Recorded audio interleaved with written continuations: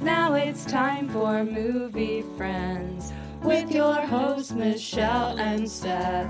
We're talking film without pretension. We're finding cats that are unexpected. We'll watch a movie, film, or schmovie, and we want you to join our journey. So subscribe and share this podcast, or this might just be the last of the Movie Friends. We're movie friends. We want to be your movie friends.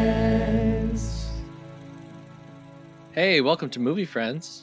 I'm here with my friend Michelle Rubenstein, who is a festering pustule of malignant ooze. And I'm here with my friend Seth Vargas, whose hat is glued to his head. The fibers have fused to the head. Oh my God. Michelle, what's going on? Well, I had this realization today about at like 3:30. Okay. I was like, oh my gosh, this is our last official episode of the year. And does that mean the pickle tally comes to completion tonight? Well, we will be doing one official Movie Friends episode in December. Whatever our patrons vote for. Okay. I think that this will not be the last pickle tally. We'll wait till December. Okay, because I have to be honest with you, I was not ready. I'm not ready. I like, this can't be the final. You're not ready to tally the final pickle? I'm not. Okay. No. So I feel much better. I'm glad. Okay, we can go on. How are you? What's going on? I am sick as a dog. Yeah. And of course, by sick as a dog, I mean I have a slight sore throat and a little congestion. But, you know, to me, that's I am one of those men who if I'm slightly sick, I'm like, I'm dying. Oh, wow. Yeah. Other than that, though, I'm in a pretty good mood. Yeah? Been in Matilda land all week. What a joy to end this month with this movie. Absolutely. I mean, we've been saying it all month, but we have had such big homework heavy movies that we've covered. Wizard of Oz, Coffee, Cleopatra. So this has just been a nice little start to vacation. This feels like the start of vacation. It really does. So thank you, patrons, for choosing a wonderful movie for us to end this month. And we'll have one more episode coming, but really, this is like, we're winding down. Yeah, definitely. Yeah. And it's funny because whenever you and I are like, we're taking vacation, or like, no episode this week, you know, December still has some stuff. Yeah. Oh, well, yeah. Come on now. So don't worry, folks. There will still be more episodes coming out than you can listen to. Yeah, of course. And hey, while we're on vacation, you guys got to send us some emails or we're not coming back. 2026, if I don't have at least 5 emails, I think that's more than fair. I'm not coming back. I mean, what if, hey, what about this? Our holiday episode that we're going to do next month. At the end of it, we'll answer your questions because we never answered Ben's questions he had for us. True. Okay. So well, yeah, let's do it. Send us questions and we'll answer them. It could be one question, like, what did you eat for dinner today? We'll tell you. Sure. So far, nothing. Yeah, same. Yeah. Anyway. But that was an example. But before we get those emails, we got another one. Email. Subject line is Twilight. Oh, the best. Several people have, posted that they're catching up, hitting the Twilight episodes. Mm-hmm. And I said it's our enduring legacy. Yes, so proud. All right, the email says, I want to go to a corn bake. Yes, Mila Nurmi going to corn bakes. Mila Nurmi said when she would go to a dance and all the boys were nerds, she called it a corn bake. That's right. Yep. I agree with Seth's PSA. But, when we started the Twilight series, I gave a big PSA saying, hey, folks, enough with the joking, okay? These are real movies. Mm-hmm. We're going to respect them. Mm-hmm. Respect them. Respect them. I played the entire Twilight series at work during October, and the reactions were great. Lovely. I would love to not have to sleep. Carlisle Cullen is not attractive. And I agree. The baseball scene feels like someone was taking mushrooms. It's fantastic. P.S. I don't hate this movie, but I don't love it. P.S.S. This is a 2.5-star movie. P.S.S.S. I never thought that you all would cover this franchise. P.S.S.S.S. I love the voice wheel for half-star reviews. I would love to nominate Pee Wee Herman to the wheel.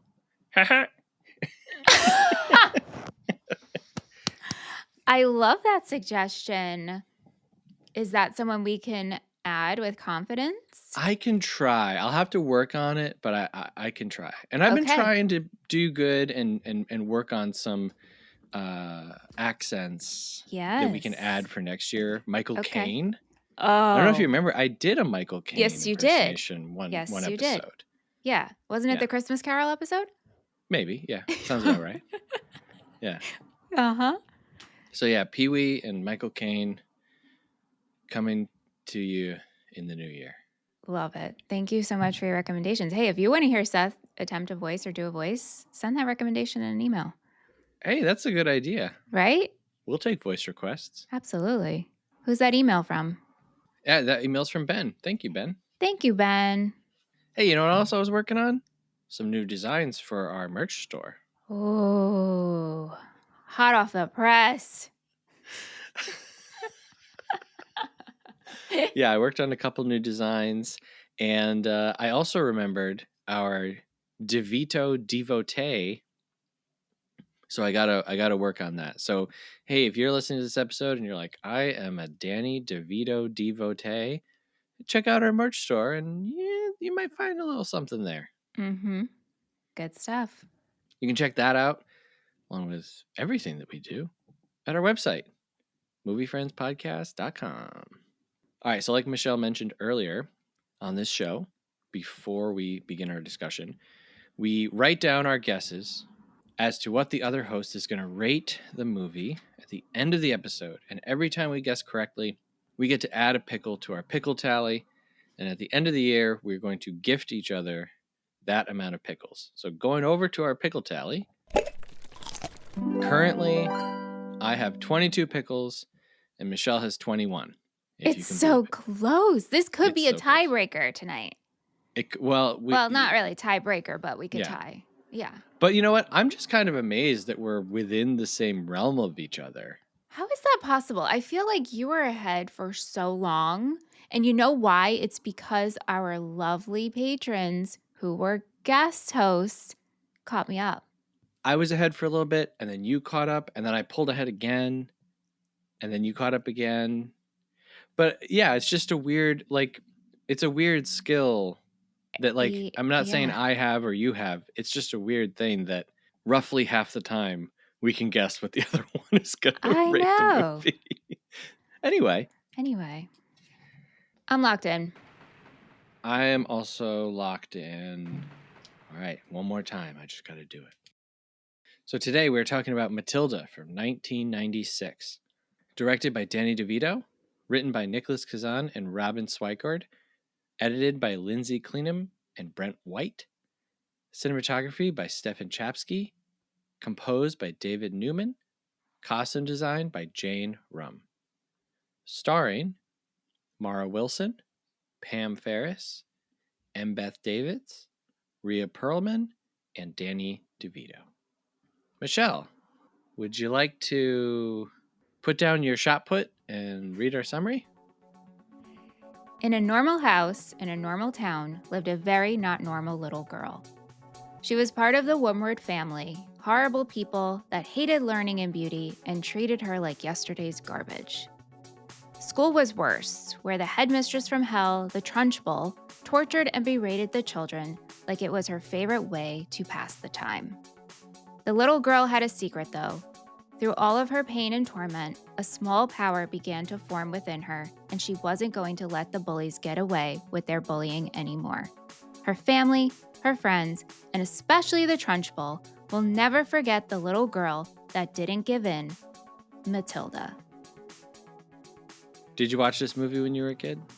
Oh, yes. Oh, yeah? Oh, yes. This movie is very instilled within me. Yeah. Did you go to the theater, do you think? I don't remember. The only thing I remember is watching this over and over and over on VHS. Yeah. I think that I may have made it to the theater. I know I saw James and the Giant Peach, which came out the same year. Ooh. Mm-hmm. 2 Roald Dahl books, same year. Wow. I know I saw that in theaters. I can remember where I was at the Movieland Cinema. And I think I may have made it to Matilda too. Wow. But yeah, rewatching this like crazy. Yeah. So how was it revisiting now that you are an adult? Yeah, I couldn't remember the last time I watched this, but I mean, as soon as it started, I was transported back to like I was a kid again, and watching it as an adult, it made me pretty emotional. Mm-hmm. There are a lot of scenes where I was like crying, and I'm like, what is wrong with me? Yeah. Why am I crying? I'm going to try hard not to cry during this episode. Oh, man. But I Well, might. I might too, and that's okay. I have seen this more recently because I have 2 kids, and I've definitely shown my older son this movie, at least once or twice. And as we always say, folks, I got to recommend, if you like movies, maybe you're shy, maybe you don't want to start a movie podcast, maybe you think it's already 10,000, you don't need to start another one. But I would really recommend writing about movies, something. Start a movie club. Because when you watch a movie kind of like under assignment, I guess I would say, I don't know how else to say it, it becomes such a different experience. And you notice things differently than how you have before. So even though all of it came flooding back and I knew every line, the tone and tempo of every line delivery, you're better off raising tomatoes. Fresh meat. Yeah. Whenever I say that, I am channeling the Trunchbull. Yeah, absolutely. Yeah. Even though it all came back, I still was able to pull out some things that I just had never really pieced together or seen clearly. So, as always, just such a gift. Yeah. This show continues for me to be a gift in slowing down, contemplating pieces of art a little more than I would have. So I had a great week. Good. Yeah. I'm so happy to hear that. Yeah. I mean, I did too. Like after Cleopatra, this felt like such a warm hug. Like, come on in, grab a blanket, cozy up on the couch. Yeah. After Cleopatra, I think they would have wheeled us out on gurneys. I was pretty drained. Like, oh my gosh. Oh gosh. So I want to make mention right off the top here, one of your favorite movies, and I think one of mine. I would put it in a favorite list, Little Women, 1994. Mm-hmm. Written, obviously based on Mary Louise Alcott's timeless novel, but adapted in that version by Robin Swikert. Mm-hmm. And she's the only screenplay credit on that movie. She wants to adapt Matilda for the screen. And so she writes the script for free, presents it to Roald Dahl's widow, says, "What do you think? Can we make this movie, please?" Because prior to this, it was like, no, we're not making a Matilda movie. And, no offense to Nicholas Kazan or Danny DeVito, but I'm just going to say it right off the top. I think that she's why this movie is so good. Hear, hear. Yeah. Huzzah! And I had never realized that she was, the writer of Little Women. And once I saw that connection, I was like, absolutely. This is a contemporary kind of Little Women. Mm-hmm. And obviously it's very, very different. But yeah, so shout out to her. Awesome. Right off the top. Second shout out, Stefan Chapsky is now a 5-time Movie Friends covered cinematographer. Maybe the most? I think so. I don't know, but close to it. Yeah. He's done Ed Wood, Vampire's Kiss, Matilda, Edward Scissorhands, and the documentary The Thin Blue Line. What a range. Yes. Wow. These what credits. a range. I mean, like, come on. You know, you got 2 Tim Burton movies in there, but then Vampire's Kiss, a documentary. My goodness. And I don't know if you remember when we did Thin Blue Line, there was all that controversy about Errol Morris filming the scenes as they're described. And then people were like, well, it's not a documentary. So, like, you know, pretty pivotal documentary moment this dude is responsible for, you know? Anyway, shout out to him too. All right, that's it. That's all I got. That's it. It's great. That's a wrap. It's a great movie. You should watch it if you haven't in a while. And thanks for listening. Okay. Little Matilda. Mara Wilson. Well, no, I mean Little Matilda. Oh. Yes. Oh my Younger gosh. Matilda. I mean, how young? Are we talking like first shot newborn? Or he's supposed to eat the peas. So 4-year-old Matilda, who makes the trek to the library. Yeah. This is an actor, Sarah Magdalene, and her only film credit is Matilda. Wow. Yeah. And she's so great. So good. So that's the first time I'm crying. Yeah. When she's in the library and the librarian says, now, Matilda, you know that you can take these books home. And like, she's like, what, really? It's just so wonderful. I can't remember exactly. I think it might be when she's reading by the tree. But Danny DeVito as the narrator, who does such a good job at using his voice in 2 very different ways, right? Like, I don't know that I have ever heard his voice be this warm and kind. Mm-hmm. And I've been listening to interviews with him all week because I was like, you know what? I'm not going to spend my time really going too far into the movie Matilda. I kind of want to spend my time with Danny DeVito this week and kind of get a sense of his ideas about like movie making. And then it turned out to be his birthday, like, oh my gosh, 2 days ago or whatever. And I was like, wow, the stars have once again aligned. But he does such a good job of changing his voice enough as the narrator to be, I don't want to say unrecognizable. Like, as a kid, I always knew that was Danny DeVito. Right. Same. Yeah. But I've heard a lot of people this week say, I never knew that was Danny DeVito. Oh, wow. Yeah. Anyway, he describes Matilda reading the books and coming to the realization you are not alone. Mm-hmm. Right? And so I'm just crying. Oh, yeah. I mean, the sweetness of little Matilda.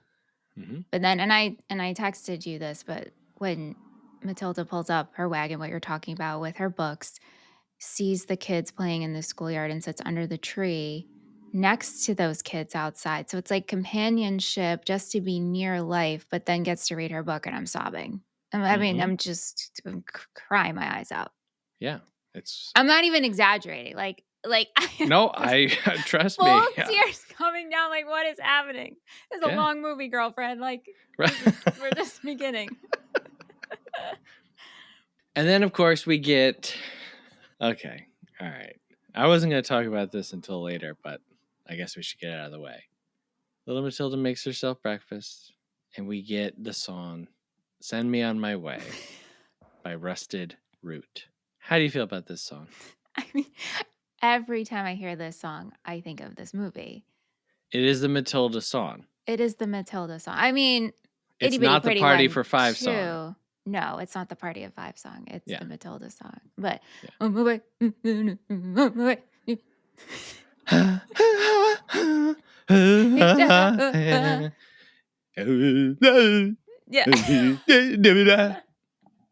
It's good. Do you know the words to Send Me on My Way? To be honest with you, no. It comes on. Mm-hmm. I pitch match and move my mouth to, that's it. And then you get to, and then you filter out to, on my way, on my way. And that's how I sing that song. I'm sure I'm not alone. I think that you and everyone else on planet Earth are in the same boat. When I was a kid, I was like, did they say Matilda? Because he says, I'm Matilda. And I was like, did he just say, I'm Matilda, you run? I guess this song is about Matilda? Okay, I might be the only person on this planet who knows the words to this song. And I think if I that if I played you the song and said, I will give you $100 if you tell me what he just said, I don't think that you could do it. Wow. That's a fun game. Yeah. For some reason, I've told you about my Bare Naked Ladies thing. Yes. So for those of you who have not heard, every 4 months or so, I will feel very compelled to relearn all of the lyrics to the Bare Naked Ladies song 1 week. It's a very hard song to learn and relearn. There's so many syllables, and it just gets harder and harder the more that the song goes on. And so I would say maybe a year ago, I was making pancakes in my kitchen, and I was thinking about the Matilda song. I was like, let me listen to the Matilda song. And I was like, what are the words to the Matilda song? And then I looked at him and I was like, that's not what you're singing at all. So at one point he says, like, hold on, I gotta look this up. Hold on. Google has the sounds that he makes and not the actual words. Somebody, yeah. Somebody will pick me up with right golden that part. hand. Yeah. So I never knew that the lyric I never knew that the song was called "Send Me on My Way." I had to I had to Google Matilda's song. What is the Matilda song? So like when he says like "Send me on my way," I thought that was just like words, like kind of like the "A Weema Way" song. Uh-huh. I thought that this was just like ripping off "A Weema Way." Well, what's interesting is Amba see you, Amba tell you. Yeah. Amba tell you. No. So Amba is see. How do you?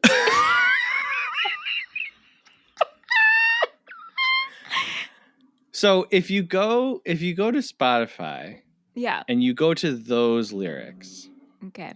So it's I may see you, I may tell you to run. But he doesn't say I, he says, oh me. Like it's anyway, right. I don't want to say I think it's a good song. I kind of have a natural aversion to like jam bandy stuff, you know? Yeah. Fun hippie music. Uh-huh. But I think it really works with the sequence, and I don't know, like I have very fond memories of music in this movie. Yes, agree. And I think tonally it works. Like you mentioned Itty Bitty Pretty One. Mm-hmm. Is it Little Bitty Pretty One? Little Bitty Pretty One. Little Itty Bitty. Is that right? I'm saying like itty bitty. Well, there's Itty Bitty Polka Dot Bikini. Do you know that song? Itsy Bitsy Teeny Weeny. Teeny Weeny. And then there's American Girl Dolls. There was the Bitty Baby. Oh, the Bitty Baby. the baby, like the little baby doll of that world. Mm-hmm. So yeah, little bitty pretty one. Yeah, and that sequence is great. And you shared with me a behind the scenes video, which made me start crying again. Yep. Would you like to care to explain for our audience how Danny DeVito directed that? Yeah. Mara Wilson expressed how she felt embarrassed to dance in that scene. And Danny told her and said to her, well, of course you feel embarrassed because you're the only one dancing. And so during that scene and filming that sequence, everybody danced while she danced. All the crew members, everyone except for the cameraman, because of course he had to stay stationary. But that really lifted the mood. And I just love that so much. Yeah, I began to tear up as he was explaining that. Yeah. And it kind of helped solidify for me, like, what I am taking away as the real, like, point of the movie, which is loneliness, feeling alone, being made to feel alone, and what a difference it makes, specifically in the life of a child, to belong somewhere. And for Matilda, it's kind of like anywhere, like take me away into any of these books, because as long as I'm there, you know, I'm somewhere with people who understand me and people that I understand. And as a kid, knowing that you're not alone is so important. The Bruce Bogtrotter scene, which we'll talk about, I think also plays into this, because you have this kid who's isolated and is, you know, his punishment is to be ridiculed and mocked in front of the entire school, and how that whole thing changes. You know, he has to do this insurmountable task alone.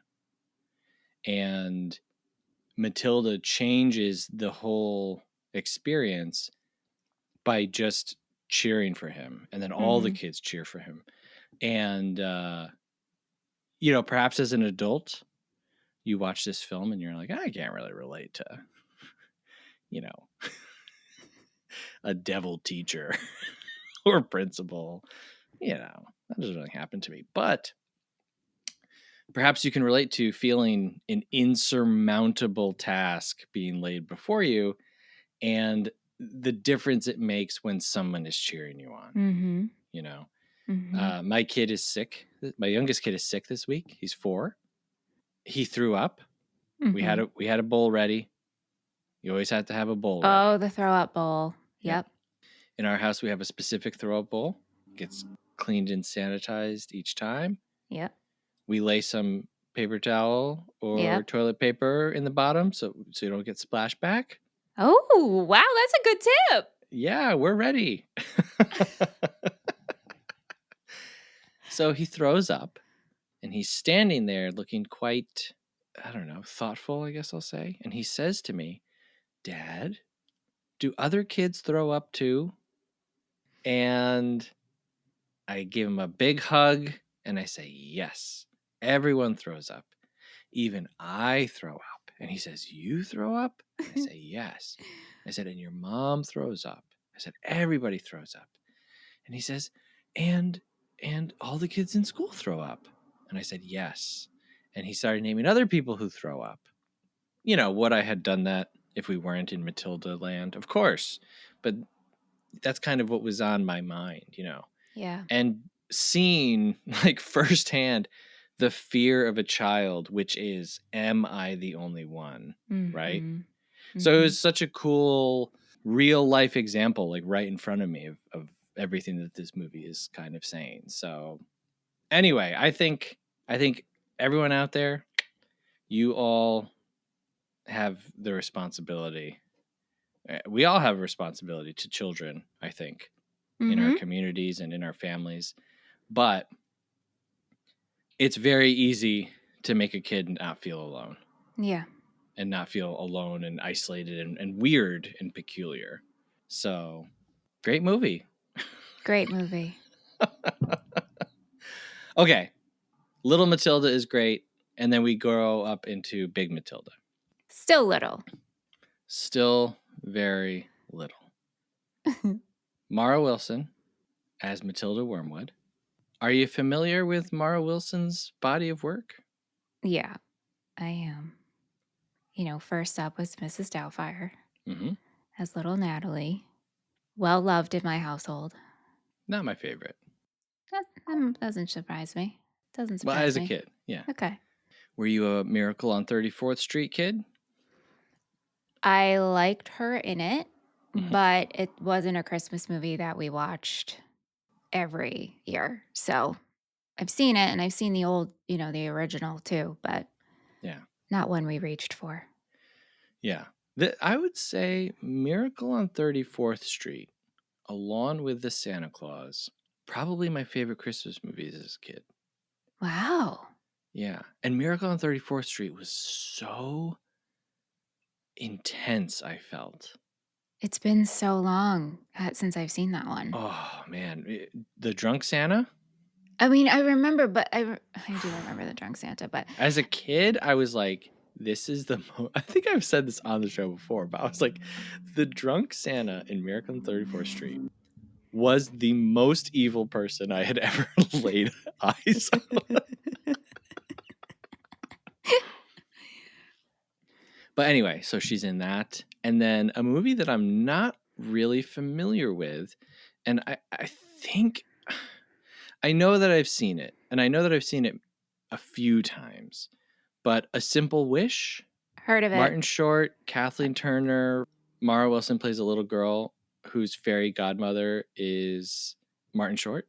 I mean, this seems right up your alley, Seth. Well, that's what I'm saying. Like, I should be a little bit more. I watched it a few times as a kid, and like, it's not bad to my remembrance. But I was like, just give me Clifford. Like, yeah, right. I don't need all these gadgets and gizmos. You know, just give me the pure Martin Short craziness. But then that's it. Yeah. You know, she does a few small things and then she walks away from acting. Yeah. It's pretty amazing to be a child actor and not have any like really bad, like these are all bangers, you know, like. Yeah, right. How'd you feel about her in this movie? I love her. I like, again, Mara Wilson in this and in Mrs. Doubtfire is very nostalgic. It's very comforting. I think she's doing really good kid acting. And I don't even want to say kid acting. I think she's just doing really good acting. Let's remove the kid portion of it because this is a kid's movie. It's a family movie. There are a lot of kids in this movie. And I think all the kids are doing a really good job. And you don't always get that when there's kids in movies. Sometimes you're like, it's just bad acting, kid. I think Mara, she's the star of the show and she does a really good job. She's very calm. So calm. She's not a stinker. No. And she is not afraid to speak up. And she's not afraid to go off and face challenges. Like you're 6.5. Amazing, right? Like 5 then. Right, 5 then. 5 then. Yeah, I don't know if I was like this at her age. What I really appreciate about Matilda, something that we've talked about in like every movie that we've talked about with kids, I always rail against the 90s kid power nonsense. And you got like Kevin McAllister, who is a stinker. And he's a stinker all the way through. Yeah. Yes, by the end, he's like, I even bought laundry soap. And everyone's kind of like, ha, ha, ha, ha. But then you get to Home Alone 2. Kevin hasn't changed, you know what I mean? Like, whatever. Yeah, he's fresh. Right. Matilda is calm and reserved in the face of insanity. Mara Wilson plays it very understated. She's precocious, I think, but really only when like provoked, you know? And what I really loved about her powers is that they are defensive. They're not offensive. Right. The only reason they come out is because of her horrible environment. And I think the change that I like the least from the movie, from the book to the movie, is at the end of the book, she loses her powers completely. You know, the book ends by saying like, you know, years and years went by and she never used her powers again, something like that. And the movie kind of does that, but then she like floats the book over. I don't like that because I think it kind of betrays the message of the movie, which is like once Matilda isn't alone and once she doesn't need to defend herself, she doesn't use those powers anymore. Like, yeah, we get the sequence where she's like moving the cereal and like dancing around the room, which I still love. I still love that whole thing as she's like kind of mastering how to use it. But I don't know. I thought about Bruce Almighty. Did you ever watch Bruce Almighty?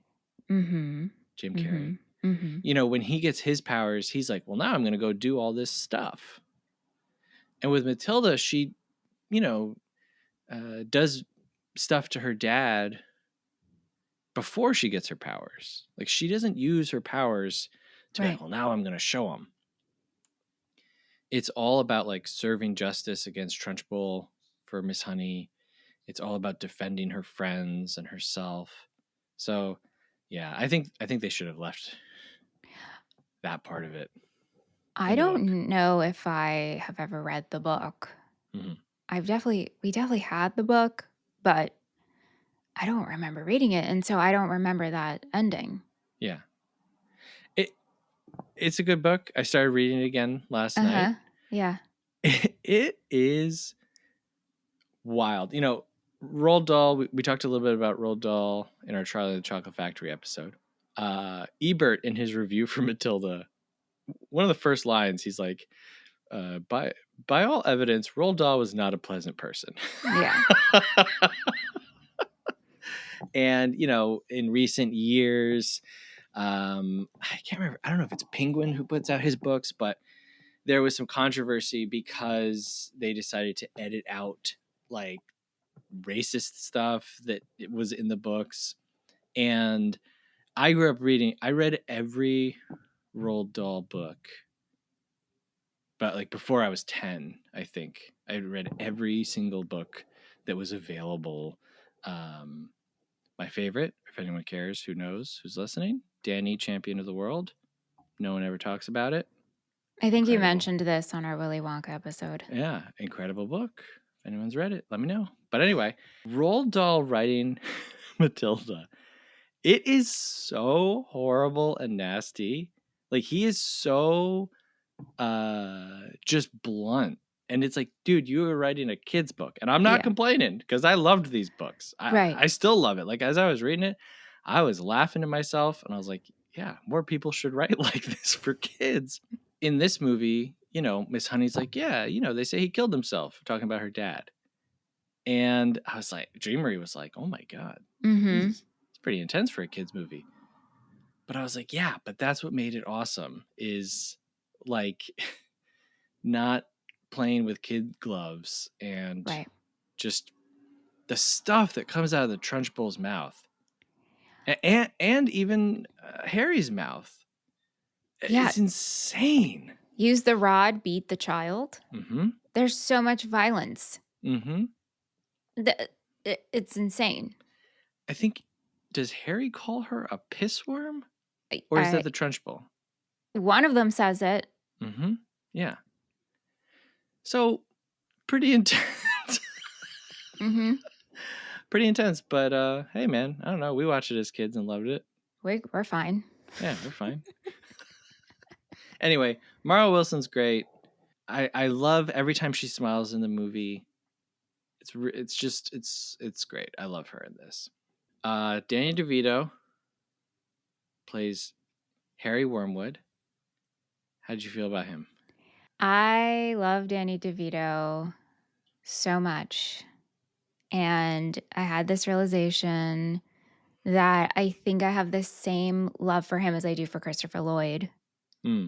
And I was really thinking about this, and we grew up. They're both in a lot of the kid movies. Obviously, we're talking about Matilda and Christopher Lloyd of Back to the Future, but really, I think it comes back to Taxi, and that's my introduction to Danny DeVito and Christopher Lloyd and Rhea Perlman.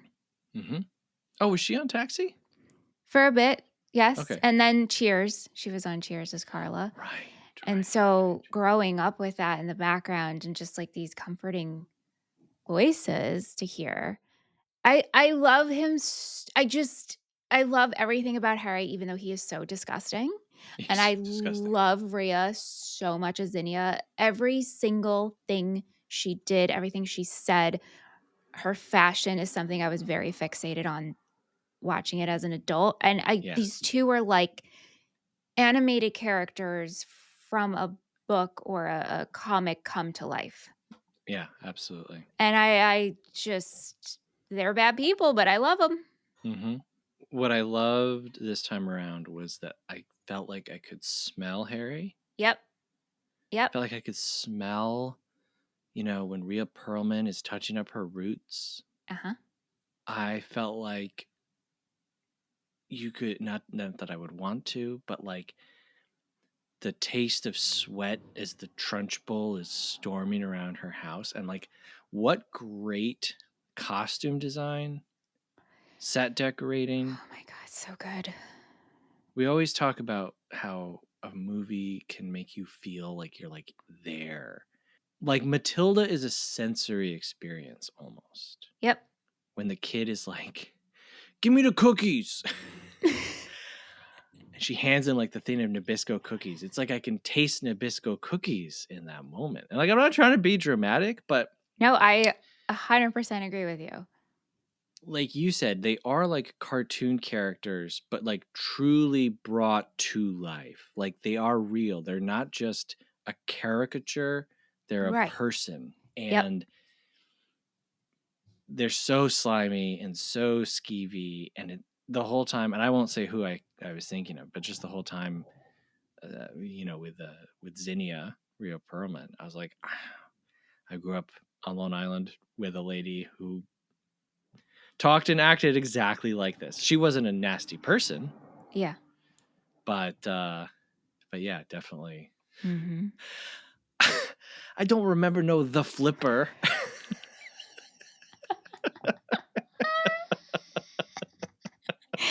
Oh.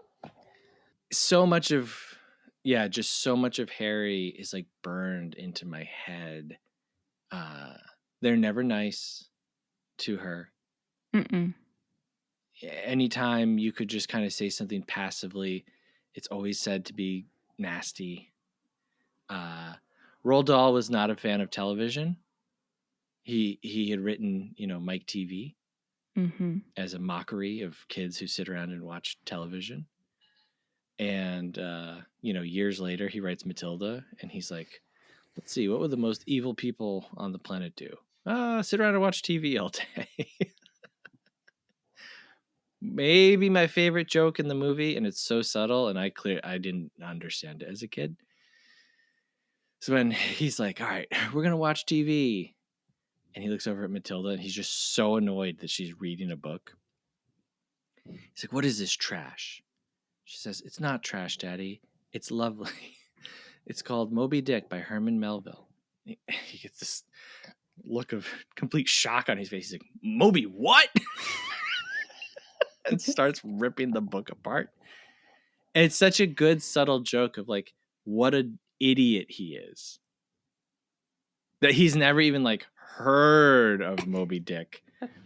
And so to him, it's like, oh, I'm vindicated. I'm right. This is trash. Like, oh my God, it's so good. I love when he yells out at his son and he goes, chew your food. You're an animal. Chew your food. You're an animal. That one, me and my boys were dying at that. Perfect. Like, This is all perfection. of us, yeah. Oh, it's perfection. How do you feel about Zinnia at the adoption? Is this how it works? No. Right. No. So you would need a notary at a minimum. Right. Minimum. So, asking me how do I feel? I feel like the ending is a happy one, of course, but it just happened so fast in terms of these adoption papers. And Matilda's like, oh, I got them at the library. I've had them. Just sign here. Like, I don't think this is how this goes. No. No. So do you think that Zinnia has a moment of real reflection, or is it just a joke that maybe isn't filmed, I don't want to say correctly, but like that they didn't quite pull off the punchline? yeah, I think Because that. I've seen a lot of debate about this moment where it's like, well, Zinnia comes around in the end. No. I don't think so. No, I think it's supposed to be the buildup and expectation that she's going to, and then she just says, "Who's got a pen?" Yeah, no, I don't think Zinnia comes to any. She's just no. Who's got a pen? That's it. Who's got a pen? Yeah. I also love her. You chose books, I chose looks. Mm-hmm. It's like, wow, and you hope that there aren't people like that, but I also want to play a character like her so bad. Oh yeah? I mean, how fun to lean into that kind of personality, because it's someone I am not like at all. Right. I mean, I don't think I am. You know me pretty well. Obviously, No, I don't get Zinnia vibes from you. I don't look like her, but to play someone like that would be very fun. Mm-hmm. What are they eating? The marshmallow skewers. Oh my gosh, the marshmallow skewer. Is that just like a quick dessert, or it's just you just obsessed? Well, it has the feeling of fondue, but like they don't know that you're supposed to follow up with. I think it's It looks like when you make caprese skewers Mm-hmm. with a mozzarella ball and a tomato and a basil or alternating, but it's just like I couldn't tell what's in between. It looks like marshmallows and beads. Yeah, or raisins, which I doubt it's raisins. They are not eating raisins, you know? Some people like to go away on the weekends. And again, it's like you can feel it. It's like you can feel the thud of the marshmallow. You can taste it when she bites it. I could feel her nails. Mm-hmm. You know, I just everything Zinnia does. Yeah. And it brings me back to the opening credits, which are just brightly colored, solid, monochrome screen. Mm-hmm. You know, and like I can't step back into like my childhood self, but I was like, man, to experience this again, like as a kid, like you would feel so overwhelmed, you know? Mm-hmm. Mm-hmm. And then, I mean, going to the chocolate cake scene, which we'll put a pin in that for now, but you know, how you feel and taste and everything in that. I want to give a quick shout out to the FBI guys. Paul Reubens and Tracy Walter. Tracy Walter, he's a great character actor. Silence of the Lambs, Batman, plays Bob the Henchman in Batman, Midnight Run, Repo Man. He works with Danny DeVito on Junior, 1994. So I think it's probably how he gets pulled into this. Paul Reubens plays Penguin's dad in Batman Returns. I love them, and I kind of wish this movie was like 10 minutes longer and we just had more cutaways. Yeah, I know. To them just doing stupid stuff. They're so funny. And it's such a subtle funny. Mm-hmm. And if you catch it, because everyone else you're is lucky. So like over the top. Yes, right. But they're another one of my favorite jokes when Paul Reubens takes a note and he's like, 5:15, blah, blah, blah, blah, blah. And the guy's like, I have 5:18. And then his comment isn't even recorded. And Paul Reubens clicks back on the recorder to say, 5:15 is correct. I love it. And then like fighting about whose turn it is to use the camera later. It's very good. Like it's making the most of their very short amount of time together. Mm-hmm. Zinnia is convinced that they're speedboat salesmen, even though there's not a lake for 100 miles, whatever. Which led me to think, like, where do these people live? Yeah. They can't live anywhere around the coast and also nowhere around lakes. And where is that? And somewhere it's the fall because she's back in school, so it has to be somewhat warm. They're in shorts. Maybe it's Arizona. Maybe. I don't know. Maybe. Anyway, Harry comes home and they're on the couch with Zinnia talking. And I didn't write it down. I should have. But he says something like, I work all day and I come home to It's like a bath party. a bath party with bodybuilders. Yes. And he's yelling this as Paul Rubens, Pee Wee Herman, is like running out the door. It's so good. And that's the kind of stuff that when you're a little kid, you don't, what he says doesn't register. Absolutely. But so good. Those Okay. are treats for adults. And Beth Davids as Miss Honey. What's up with the tissue around her wrist? Did you notice this? I didn't notice it, but she very much is like blotting her eyes, blowing her nose a lot. She is. Yep. And I think maybe it's something that would have been fleshed out a little bit more. Maybe they cut some stuff. Yeah. Because when she's telling Matilda the story about her growing up and they start talking about the Trunchbull, she pulls out a tissue and blots her nose. So I don't know if it's the type of thing where like she gets nosebleeds thinking about the Trunchbull. But when you first meet Miss Honey, she literally has like a tissue and a rubber band around her wrist. Yeah, I missed so that she always has it with her. Huh. Anyway, what do you think about Miss Honey? I love Miss Honey. How could you not love Miss Honey? You don't love Miss Honey. What? Why? Oh, I'm not saying I don't love Miss because Honey. your head is going back and forth like, I can see how you wouldn't love Miss Honey. She's caring. She listens. She's an ally. Mm-hmm. She's going through her own grief. Yep. She loves being a teacher. She has no life. She has no life. No life. The kids are her life.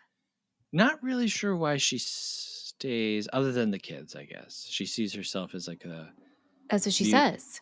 Yeah, the only shield between the Trunchbull. She's paying a farmer $50 in rent for her cottage. It's like, wow. $50 for a cottage. Amazing. Miss Honey. Miss Honey. Wow.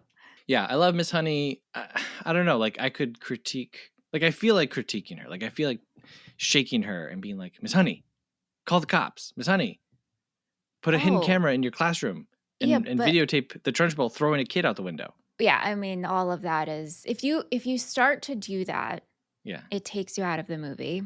Yeah. And then it becomes a different movie, right? You're like, oh, this is so unbelievable. Oh, this is terrible what they do to the kids. Like, yes, it's terrible. Yes, we know. But we still, like, Trunchbull doesn't win in the end. And the movie explains it with Hortensia saying, well, if you told your parents, would they believe you? And Matilda looks for a little bit and she's like, no, they wouldn't. So that takes care of the kids. But yeah, if you wanted to get like pulling holes in the movie, which I don't, it's like it all falls apart with Miss Honey. Right. But then it's like, okay, she's a grown-up abused child. Exactly. And this is her aunt. Mm-hmm. Who has broken her wrist. Right. Hortensia, you Hortensia, I forgot her name. And when I looked it up, it means hydrangea. Yeah. And I was like, oh my gosh, hydrangea, lavender. Zinnia. Mm-hmm. And then for me, Miss Honey was always honeysuckle in my mind. Yep, I agree. Yeah. And then I was like, oh my gosh, what's the girl's name with the pigtails? And I was like, oh, it's Amanda. It's like, oh, Amanda Thripp. Okay. Yeah, Hortensia is fun. In the book, she's described as having like a really big wart on her nose. And they didn't do that in the movie, and I kind of wish that they did. But Lavender. Sweet as pie. Oh my goodness. I wish I could do her voice. I know. I don't know how to explain her voice. Raspy. It's like a raspy. It's a mix between a rasp, the slightest lisp. Oh gosh, I know. I know. Like, it's like she's like, it's like you take a normal kid's voice and you add just like the teeniest drops of several like interesting features. Yep. And then shake them all up in lavender. Yep. I love when she says javelin, shot put, hammer throw. She kind of reminds me of what's his name from Malcolm in the Middle? Stevie? Yeah, Stevie. How Stevie like is always like trying to push out his words. Was Stevie in this movie? Oh, the kid who catches the salamander? Yeah. Isn't that Craig? Let me take a look here. Which I meant to look up and I totally forgot to do. do You know his full so. Craig Lamar trailer? Yep. Mm-hmm. Yeah, he is in this. Wow. Yep. Wow. Yep. Stevie is in this. Holy cow. Wow. Maybe that kid was on this movie and he took notice of how Lavender talked and he was like, I'm going to do that on Malcolm in the Middle. Even though at the time he didn't know what Malcolm in the Middle was, but he's like, I'm going to store it. I'm going to be a good actor. I'm going to store it. I'm going to observe. I'm going to put that in my bag of tricks. Keep it. Use but it. I just love how she talks. Like, yeah. Like she literally sounds like everything she says. She's like, like gasping for air to push it out. It's so interesting. And yeah, she's just lovely little kid. And I love when Matilda, she says, thanks for not telling. And Matilda says, best friends don't tell. Oh, and they just look at each other. And you remember being a little kid and like maybe you ask them, like, do you want to be my best friend? Or like, are we best friends? Yep. Okay. Bruce Bogtrotter, the cake scene. The cake scene. This ties into Trunchbull. Okay. But I was very inspired by this cake scene. And I'm going to call my sister so she can tell you the story. Oh my gosh. Is that cool with you? Yes. Wow. Okay. Yeah. So you can hear it from her. Can you hear it? I can hear it, yeah. Okay. Hello. Samuel. Hello. Hi. Hi. You're on with me and Seth. Hi. She won't be able to hear Seth, me. hello. Yeah, Seth can't hear you. So I'm No. No. I can hear her. Right. She can't hear me. Right. You can hear Seth. So that's okay. But can Seth hear me? Seth can hear you. Yes. Oh, cool. Okay. So we're up to the part in the episode where we're starting to talk about the cake scene, the infamous cake scene. And I told Seth that I was inspired by the cake scene. And so I figured I would call you because it involves you and you can tell the story. I was in 9th grade and Michelle was in 11th grade. And I'm going to leave names out of it. But I had a really big, I don't want to say unhealthy, but it was a really big crush on this guy. And Michelle happened to have a class with him. And I don't remember what the question was, but I wanted her to ask a question to this guy for me because, I don't know, confidence, self-esteem. I didn't want to ask him myself. Plus a reason to have conversation. Anyway, Michelle agreed begrudgingly and then did on terms of if I were going to eat. It wasn't the whole cake, but our mom had like a chocolate cake. It was half of it. It was probably half, I was going to say 3/4 of a chocolate cake, like fudge, thick cake you'd see in a restaurant that you'd have a sliver to a slice of. And she said, you know what, if you eat, I think she said 3/4, maybe I got half of it in. It's between half to a quarter of that cake.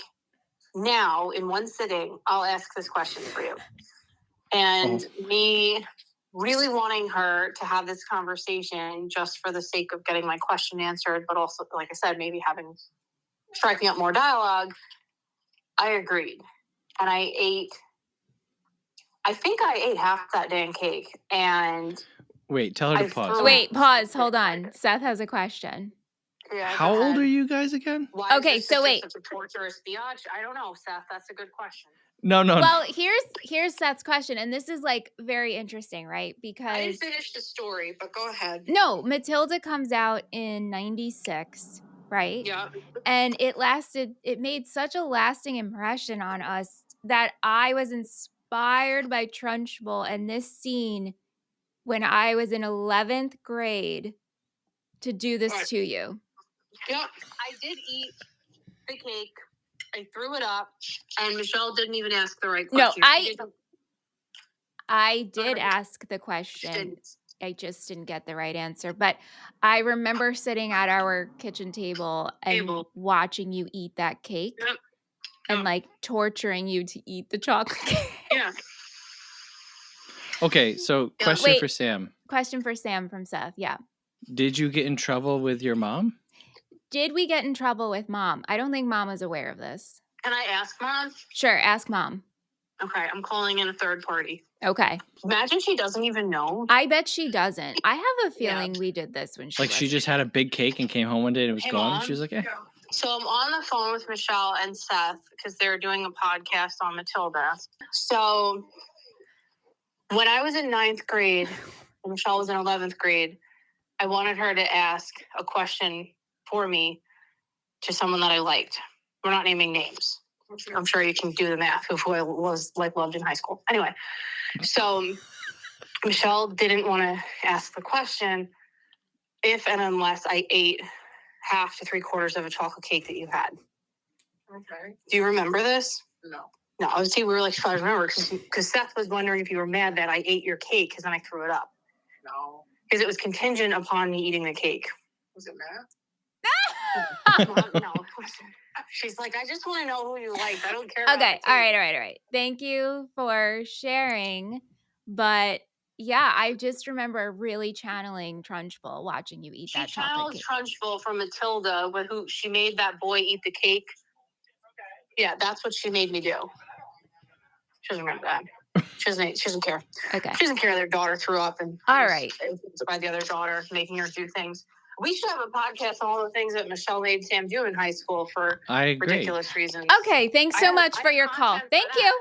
Wait, tell Sam I say thank you. Seth said thank you. You're welcome, Seth. Did you make any of your siblings do anything like that? I can't imagine so.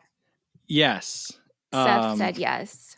I'll tell the story and then what is that word? Blasphemy. And then Sam, when you listen to this episode, because I know you will, you'll hear what I did. Yeah, Seth will tell the story and then we'll share it to you at a later day. Okay. But yes, I did, and I threw up, and then Michelle didn't do her task, and here we are. All right. Thanks, Samuel. You're welcome. Bye. Bye. Wow. And you remember this? Oh, we talk about it all the time. The reason I interrupted to stop her was as I was listening, I was like, wait, did she say that they were 11 and 9? Because that made perfect sense. It sure did. Then, it sure did. When I found out that you were 17 and 15, I was like, that's different. It's so different, but that's the lasting impression of this movie. Wow. So what did she want you to ask the guy?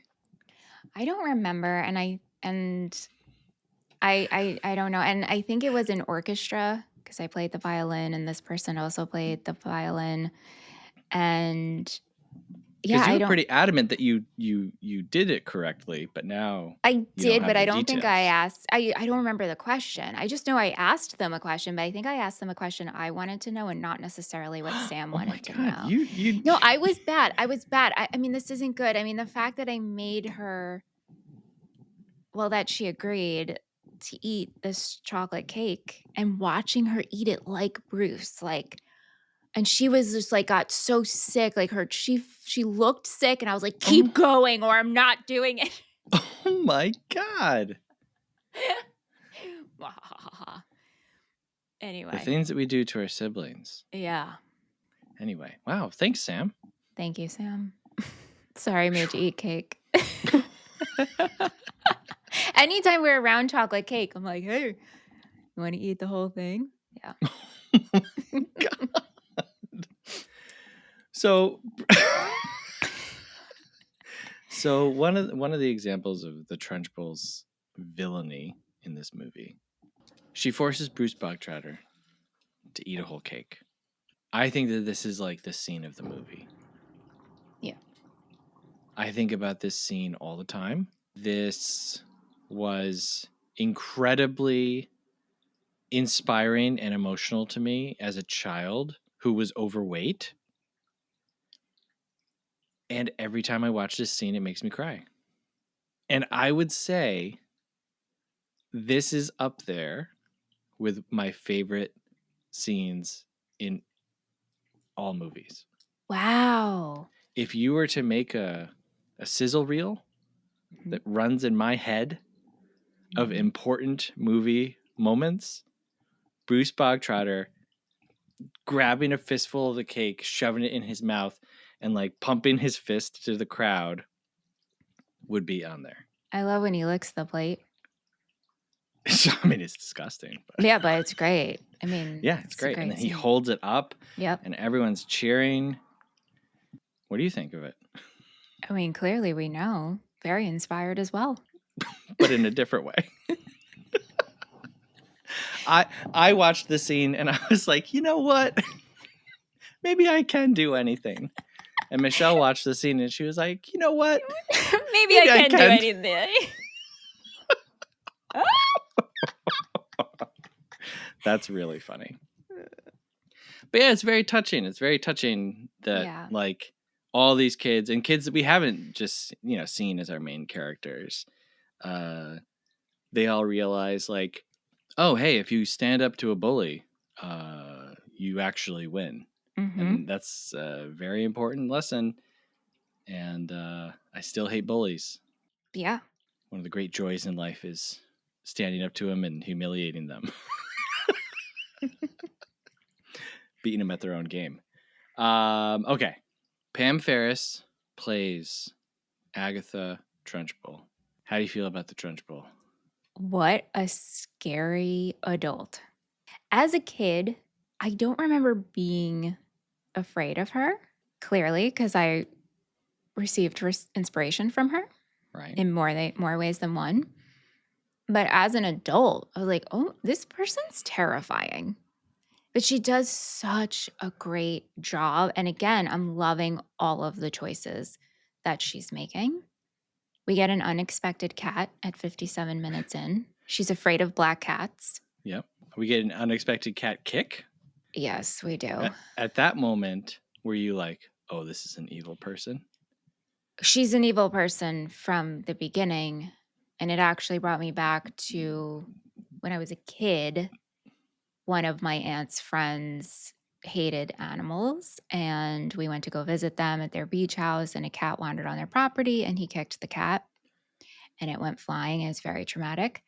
Oh my God. Yeah. And so and it was a black cat. And so this scene brought me right back to that. Yeah, that was pretty terrible. But when I say like I love all the choices she's making, I think she's just really bringing this character to life. But she's terrible. She's absolutely terrible. But I also want to know more about her. Yeah. How'd you get this way, ma'am? I was not afraid of her as a kid because I had read the book first. So to me, I was like, oh, this is cool. Like it's the Trunchbull coming to life. And right. I very much went into watching the movie as like, oh, I've read the book. And this is probably, I mean, man, this is 96. Like you're so young because I'm the same age as Mara Wilson. Yeah, like I'm 8. So this is one of the closest. Are you? Yeah, 96. I was born in 88. I'm 7 or 8. Yeah, okay. All right. Yeah, I'm not questioning. So this is probably like, you and I are like the same age. No, I'm older than you. I mean. Anyway, okay. A few months, but. Okay. Anyway. Yes. I read the book as a kid and then watched the movie. And this was probably like the closest of like reading it and then here it is on screen. And so I'm watching it and I'm just noticing all the differences, like in the book when Matilda uses her powers, it like drains her. Oh, like wow. It's very hard for her to use these. Also, none of the fantastical stuff happens. Like the most that she can do is like use the chalk to like write on the board. Like these things are really, really difficult for her. The body types of the Wormwoods are swapped, which I thought was very fun. When I was a kid, I was like, oh, that's funny. Because in the movie, in the book, Mr. Wormwood is like very tall and like thin, like a rat. you know, and his wife is the opposite. And so in the movie, they're kind of like switched around. Anyway, so I wasn't scared of the Trunchbull. Going back to my 4-year-old son, you know, over Halloween, he got really into watching what he called scary movies. He's like, I really want to watch scary movies. I want to watch scary movies. I love movies, but I also love not being a terrible parent. So our version of scary movies is watching like, you know, sci-fi creature features from like the 50s or like a Godzilla movie, like nothing actually scary, but like just something that has like peril and danger in it. And he genuinely loves them, right? And I'll always say, like, is this too scary for you? You know, are you okay? He's like, nope, I'm not scared. I'm not scared. Matilda was the first time, as we were watching it, he said, I want to turn this off. This is too scary. And he was so disturbed and just kept asking questions. Why would the parents be mean to her? Seeing like a teacher or a principal that was like hurting kids was so scary to him. So he was like, I want to turn this off. This is too scary. So I pulled up photos of Pam Ferris and I showed him. I mean, look, I want to be a good dad, but I also got to finish this movie. All right. So anyway, I showed him. I was like, look, this is who's playing her on the screen, right?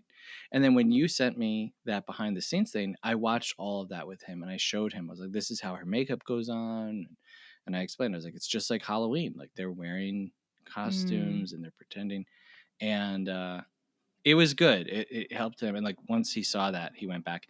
And, you know, of course, by the end of the movie, we're all laughing our heads off. And, you know, and I told him, I was like, I promise you nothing will happen. This has a happy ending. But I was stunned that like the Trunchbull was the first like movie monster that scared him. Wow. So yeah, you're right. She is very scary. Yeah. But I love everything about this performance. I love the belt buckle that's teeth. Oh, yes. The hair pulled back tight.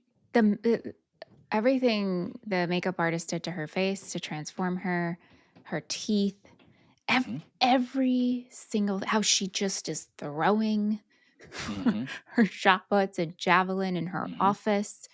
The salamander, she goes to drink it. Yep. I mean, yeah, it's such like every line delivery is great. The physicality of her performance. Yeah. She's not a movie villain that's like, ooh, I'm secretly bad.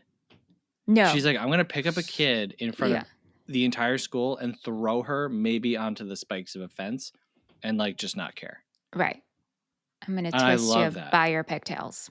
Yeah, I love that. You know, we all love a good subtle villain, but the Trunchbull is just like, I'm here.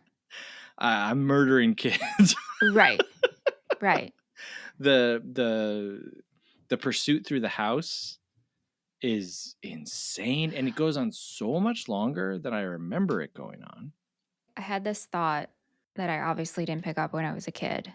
When it's Matilda's first day of school and Miss Honey's getting to know her and asks her what she likes to read, and Matilda says she likes to read Darl's Chickens. Yeah. Right. Charles Dickens.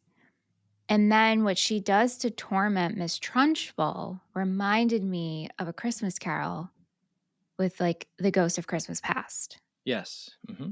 That's what it came to mind. That's it. That's the end of the thought. Yes, very good. Yeah, very true. Very true. There's another literary connection, but in the opposite direction. Mm-hmm.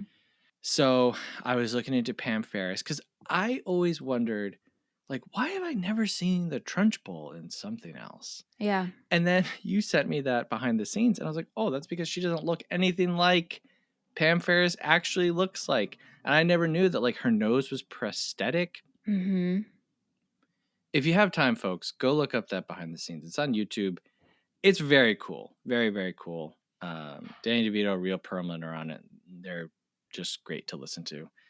And they go through all the different shots and stuff, and it's fun. Pam Ferris was also the aunt, Margot Dursley, in Harry Potter and the Prisoner of Azkaban. And she's playing basically the same character. So I was like, oh my God, that's right. And so I watched that scene again. And I was like, God, she's just so good at being like a horrible person to children. And then I was like, wait a minute. Did J.K. Rowling steal Matilda for Harry Potter? Harry Potter like lives in the Chokey, and the Dursleys are like the Wormwoods, but then he develops this secret power, and then he's like, magical. He's magical, and then like they have custody, but then like he's able to get away from. And I was like, oh my God, Harry Potter's Matilda. It's just like taking that idea and then expanding like way on it, obviously. But so I don't know if that's fully off base, but yeah, they're very similar. Very similar. Anyway, Pam Ferris, one of the all-time great movie villains. I'm just going to say it, especially for children's films. Oh yeah. The Trunchbull, way up there. Love her. Love everything about her. Love the Chokey. You know, talk about not being able to make a movie nowadays. Seriously, I had that thought many times when I was watching this movie. I was like, this would never be made today like this. Yeah. But you know what? They did make it. And I gotta tell you, it's not that good. Such a bummer. Oh, really? The Matilda musical that they made. Oh, I haven't seen it. Yeah, they made a stage musical. I know that. Which is apparently good and fun. Yeah. And then they made it into a movie. It's not that it's not that good. And I went in kind of with like an open heart, you know. I was like, okay. Yeah. Let's see. Maybe this will be great. And then I was like, no good. Bummer. It's got a few good songs though. So I love the ending. Just a little montage of like fun, and then reading Moby Dick, and yeah. Miss Honey becomes the headmaster of Crunchum Hall. And they have to add a high school and middle school because the kids didn't want to leave. Yep. That's great. Yeah. So this movie was made for $36 million, which kind of seemed high to me, to be honest with you. Goes on to make $47 million worldwide. So not a smash hit, but a smash hit in the heart of children. In our hearts. Everywhere. I was just going to say in our hearts it was a smash hit. 92 on Rotten Tomatoes, 3.8 on Letterboxd. That's wow. That's pretty astounding. I think Citizen Kane sits at 4.2. I enjoy this way more than Citizen Kane, I'll tell you that. Citizen Matilda. Citizen who? But I'm just saying, like 3.8. That's good. That's hard to do. 72 on Metacritic. This is not in the Criterion Collection, nor is it in the National Registry. Ebert gave this 3 out of 4, and he genuinely seemed to like it.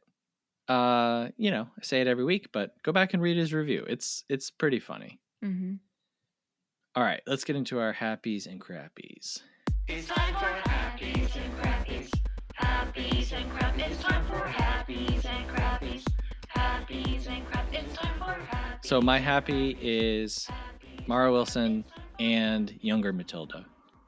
Maybe specifically younger Matilda. Because it's just so heart-melting. Yes. Like everything that she does. But when she's walking and her point of view of the butts. Yeah. So sweet. But yeah, just every quiet little look from the two of them, and when they smile, it's like, you know that this child is going through a lot of horrible stuff. So it's great. And then for a crappy, I don't think I have one. It's not even the ending for you? How they kept the magic in? Okay. Yeah. Good point. I do think that her maintaining her powers kind of betrays the point of the movie. You know, Matilda develops her powers as a defense mechanism, and once she's with Miss Honey, she doesn't need that anymore, so she shouldn't need her powers. But what about you? My happy is Zinnia. Really, okay. Rhea Perlman, just every single time she's on screen, bringing me such joy. And I don't have a crappie. I can't even pretend. There's no crappie for me. There's no crappie. And now, I mean, finding out that what's his name from Malcolm in the Middle was in this. I know. It's a surprise. Wow. Good catch. Good catch, by the way. So we asked some friends online what they thought.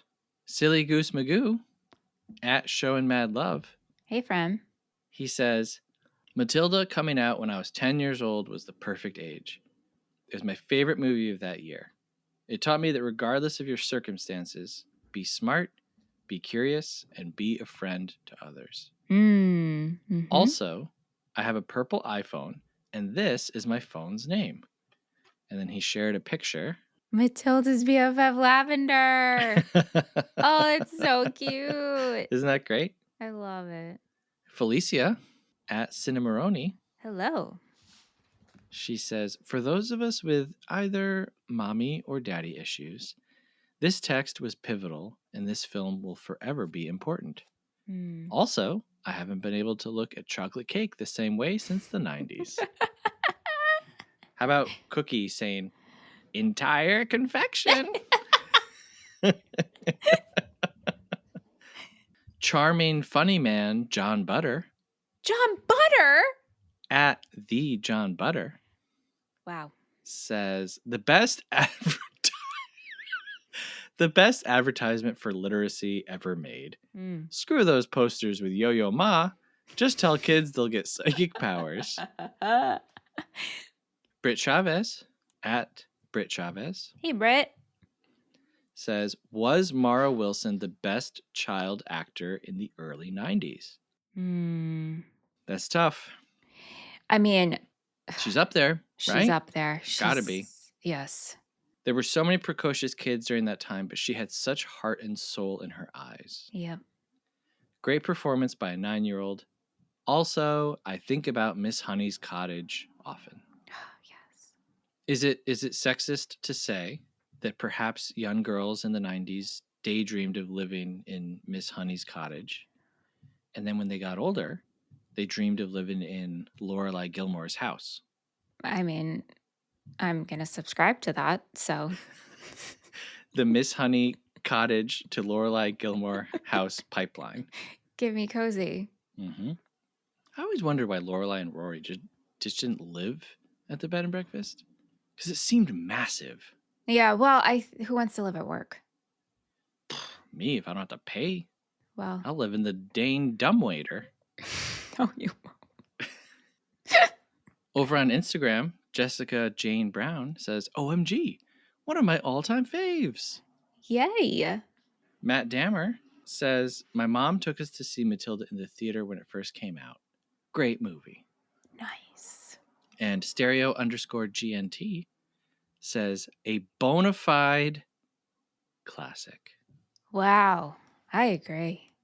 What is bona fide? Bona fide. Oh, you went rock and roll with it. I thought bona fide meant like lift your pinky, drink some tea. You want to know the thought process for me? Were you thinking bad to the bona fide? Sort of. And also the Flintstones and Bedrock. And then the B-52s performing, wearing like the necklaces. And so that's where bona fide. Now I'm in like kid movie mode. Wow. That was a train with many stops. As always. It's never just a... Mm-hmm. Yeah. So there's some people that we do know. Now we go to a segment of the show where we hear from people that we don't know. It's called Half Star, 3-Star, 5-Star. Half Star, 3-Star, 5-Star. These are reviews from Letterboxd.com, which is a website and an app where you can log, rate, and review movies. We start with a half-star review, which is the lowest rating that you can give a film. We go all the way up to a 5-star rating, which is the highest rating that you can give a film. And on this show, even though I'm sick, just going to throw that out there, folks. Wow. Okay? We do not deserve. Even though I'm sick, I'm going to read this review in an accent or an impersonation. Michelle, do you have any requests? I mean, do you want to read it in the style of Rusted Root? I thought about doing a Rusted Root version of this, which would be like, I can't even do it though. We wouldn't understand it. I think I'm going to try to read this as Zinnia, Real Perlman. Yes. Let's hear it. Okay, so this is a half-star review, and I have not practiced this, folks. So, be impressed. It's a half-star review read by Zinnia Wormwood. Genuinely do not understand why anyone likes this movie. It's painful to watch. How would Matilda do without her powers? How would a normal child fare in a horrible situation? This makes kids feel so powerless and hopeless. This movie teaches the external powers are needed for you to be successful. It's a terrible lesson. Wow. You know what? How would a normal child fare in a horrible situation? I don't know, man. This is like life, and we know how, Also, I don't think this movie is teaching you that external powers are needed for you to be successful. No. I think that, guess what? Yeah, you do need community and people to help you and show you you're not alone. And if you haven't learned that lesson as an adult, I pity you because all of us need each other. Right. So, yes, a child who needed her family didn't have one. She found one. Okay, Thank you, Zinnia. You're welcome. You're welcome. There's fish fries in the... No, there's fish fingers in the microwave. Ciao! You're such an ignoramus. Oh, you're such an ignoramus. All right, 3-star review says, first time watch of Matilda, and it's certainly an experience. I had no clue Danny DeVito directed this until the credits rolled, but it makes so much sense now. For a kid's movie, this thing is weird, right? Like, it's fun and quirky, but Matilda basically gets verbally abused enough to access her psychic powers to fight back, and the story wraps up with her parents happily disowning her? They really don't make them like this anymore. Yeah. And then the 5-star review, very simple. I hope every Matilda finds their Miss Honey. Oh. Yep. Mm-hmm. And again, dear listener, I will admonish you. You can be a Miss Honey for every Matilda that you come across. All right, we rate a movie as a schmovie, a movie, or a film. We rate it 1 through 5 stars and then give our final thoughts and recommendations. I think you won last week, so you want to go first? Sure. All right. This might be crazy, but I was just like, I'm shooting for the moon. I put down that you were going to say Matilda is a 5-star movie. You are correct. No way. Yes, way. Wow. This is a 5-star movie. I am highly recommending it if you haven't seen it. Because either way, if you grew up in the 90s, you know who Mara Wilson is, you know who Danny DeVito is, you know who Rhea Perlman, and you know who Paul Rubens is. Like, you know who these people are. You're going to get a kick out of it. And while you're getting a kick out of it, you're going to feel all of the emotions. And you're going to have a good time with this. And it is a special one, and I'm so glad we did it. This is like one of the best kids movies. It's just a good movie. Like, I know it's a kids movie, but it's just like a really good movie. Yep. For you, I wrote down what I rated it, a 5-star movie. Yeah, I think that I have to do it. Wow. I'm glad to do it. I was glad to revisit this and watch it with my kids. I was glad that this movie scared my younger kid. But then he was able to rally and come around and see. And that made me see it in a way that I've never seen it, because this movie didn't scare me as a kid. I know I already talked about it, but I was so taken with how you are immersed in this movie. Mm-hmm. I don't think that Matilda is a movie that happens in front of you. I think that if you pay attention, you can feel everything. And I'm going to chalk that up again to fantastic costume design, set design, production design, cinematography, the physics. Watching them shoot Amanda Thripp's twirling scene, very not impressive. And the way it's edited and put together, you can feel it. So I agree with you that this is probably like a 5-star movie, kids movie scale. Yeah. Not that there's anything wrong with it as far as being a movie, but when I think about like what are the best kids movies of all time, now after watching this, I'm like, Matilda definitely deserves to be in that category. So yeah, 5-star movie. Woohoo! Woo! A double 5-star movie from us. That's rare. What a way to end. I know. Our journey this year. You know what? We're not doing an episode in December. Great. We both get a pickle. Yep. And that's it. That's all, folks. Okay. Does Matilda pass the Seth Shell test? The Seth Shell test is our spin on the Bechdel test. We require that a movie contains something tangible that is impressive, whether choreography, production design, or practical effect. And it must have a runtime that is justified by its content. I mean, come on. Everything we just said. This movie could be 20 minutes longer. This is a shining example of a yes on the Seth Shell test. Do you agree? Mm-hmm. Like, don't you? This is like a. Yeah, I would if I need. Yeah. That's such a clip. Magnus's portrait floating through the air and then connecting to the wall, snapping into place. Yeah. Fantastic. If I had to give a presentation on the Seth Shell test, this would be the perfect example. Interesting. Very interesting. I'm so glad we introduced the Seth Shell test for this reason. This is the first movie where I'm like, this was a good idea. Oh my God. Well, hey, if you thought listening to us was a good idea, we'd love it if you give us a rating and a review wherever you're listening. Look, folks, Christmas is coming, okay? You don't know my shoe size. You don't know what candles Michelle wants to smell. So the gift that you can give to us, that's right, a rating and a review wherever you are listening. It takes 5 seconds, okay? I'll count you down. 5, 4, 3, 2, 1. It's done. That's all it took. Wow. If half of the people who listen to this episode would rate and review us, we would have more ratings and reviews than Jamie Kennedy's podcast. Bring it back. Which we've been trying to beat for 2 years. We would have that in like one day. Come on, folks. Come on. What are you doing? Anyway. You can also send us an email, moviefriendspodcast@gmail.com.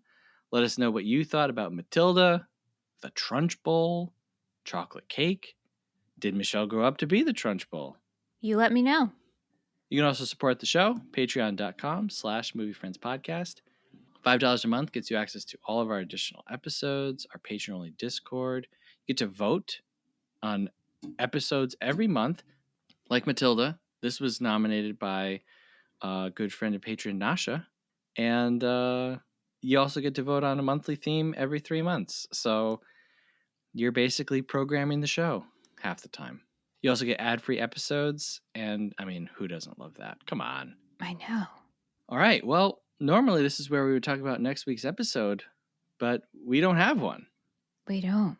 So for the month of December, we're taking off. We're taking a break. We put out 82 episodes this year. Is that possible? How is that? That is... In 11 months, 82 episodes? What? So we're taking December off, but we have some fun and exciting things coming. That you didn't ask for. I was just going to say, really, it's just fun and exciting for us. Like there's 2 projects that we've been working on and talking about and thinking about for like months. And no one cares. No one cares. You didn't ask for it. You might not even know it exists or listen to it, but we're really excited about them. Yeah. Also, we're bad at taking vacations, so. Well, that's true. Yeah. So anyway, there will be Movie Friends episodes coming out. But this is a great time. Folks, go to Letterboxd, Movie Friends podcast list. It's got every episode that we've covered. You can sort that list by movies that you've seen. Or, hey, do the opposite. Sort that list by movies that you haven't seen. Use that as your December watch list. Watch the movie, then listen to our episode on it. Come on. What the heck? Great way to catch up on our back catalog. And we will be doing one main show episode later in the month, whenever we get the patron vote episode back. Mm-hmm. And it will probably be holiday themed, I guess. It definitely will be holiday themed. Okay. Like if I'm showing up, it's holiday themed. Oh. If I'm coming back for one real episode, it has to be holiday themed. Okay. All right. I think that's so. right. Hey, until then, whenever that is. Yeah. Thank you, Michelle. Thank you, Seth. Thank you, patrons. What a winner for Matilda. I didn't know I needed it so bad. All right. Well, hey, until next time, thank you very much for listening. And remember, folks, I cannot for the life of me understand why small children take so long to grow up. I think they do it deliberately, just to annoy me. Till next time, thank you for listening. Have a good one. Movie Friends is produced by Seth Vargas and Michelle Rubenstein. Theme music by Jean Marie Vargas. Visit us at our website, moviefriendspodcast.com, and please subscribe and rate our show wherever you are listening. You can support Movie Friends at patreon.com/moviefriendspodcast. Thanks for listening.